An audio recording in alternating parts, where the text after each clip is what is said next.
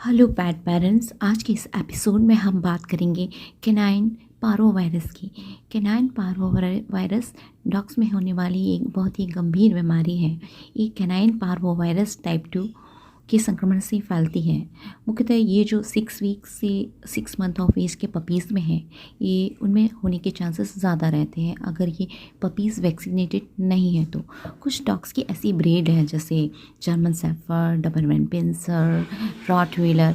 अगर इन ब्रीड्स के पपीज़ में ये बीमारी हो जाती है और पपीज़ वैक्सीनेटेड नहीं हैं तो हमें इन्हें बचाने में थोड़ी मशक्क़त करनी पड़ती है। अब हमें ये समझना है कि डिज़ीज़ कैसे फैलती है। अगर हमारा पपी इन्फेक्टेड सर्फेसिस के कांटेक्ट में आता है या जो इन्फेक्टेड डॉग ने जो भी चीज़ें यूज़ की हैं, चाहे वो उसके फूड का बाउल हो या फिर वो सरफेस हो, वो अगर शेयर करता है तो ये डिज़ीज़ फैलने की संभावना ज़्यादा हो जाती है। और जो लाइफ साइकिल है पारो वायरस का, जैसे इन्फेक्टेड डॉग से ये वायरस स्प्रेड होता है। अगर हमारा पपीज़ उसकी सिक्रीशन को लीक करता है या उस सरफेस को शेयर करता है तो ये हमारे पपीज़ में या डॉग्स के डाइजेस्टिव ट्रैक्ट में ये वायरस प्रोलिफरेट करता है।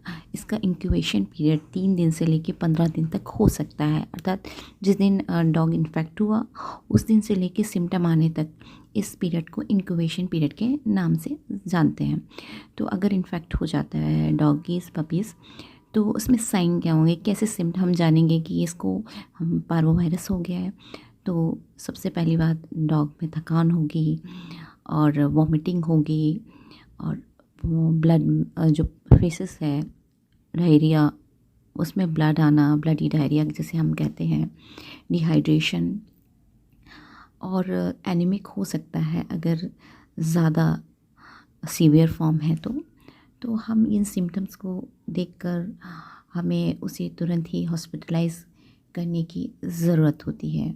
और ट्रीटमेंट की और डायग्नोसिस की बात रहे तो हम पारो वायरस किट्स के थ्रू, जो कि वेटेरिनियंस के पास होती है, वो इसको डायग्नोस कर सकते हैं। और इस डिजीज़ में जो वाइट ब्लड सेल्स हैं उसका काउंट भी काफ़ी कम हो जाता है।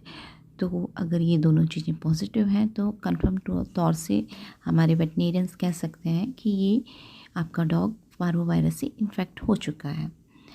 नेक्स्ट लेवल आएगा, हम उसका ट्रीटमेंट कैसे करें।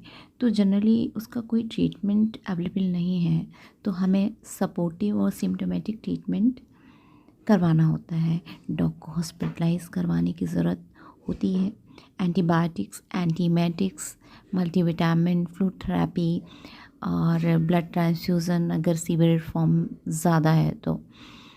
और छोटे पपीज़ में कई बार डेथ हो सकती है अगर उनका प्रॉपर ट्रीटमेंट नहीं किया गया, क्योंकि जो ग्लूकोज लेवल है वो डाउन हो जाता है पपीज़ में और सेकेंडरी बैक्टीरियल इन्फेक्शन के चांसेस बढ़ जाते हैं, क्योंकि पपीज़ में इम्यूनिटी लेवल काफ़ी कम होता है।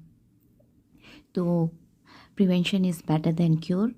तो मेरी सलाह आप सभी को है कि अपने पपीज़ को वैक्सीनेट कराएं और अगर इन्फेक्ट हो गया तो उसे आइसोलेट करें, डिकंटेमिनेट करें सरफेसेस को और प्रॉपरली वैक्सीनेट कराएं पपीज़ को 6 weeks, 9 weeks and 12 week of age. और अपने पपी के साथ खुशियों को बांटें। और आपका कोई भी अगर क्यूरी है, कमेंट है तो ज़रूर मेंशन करें।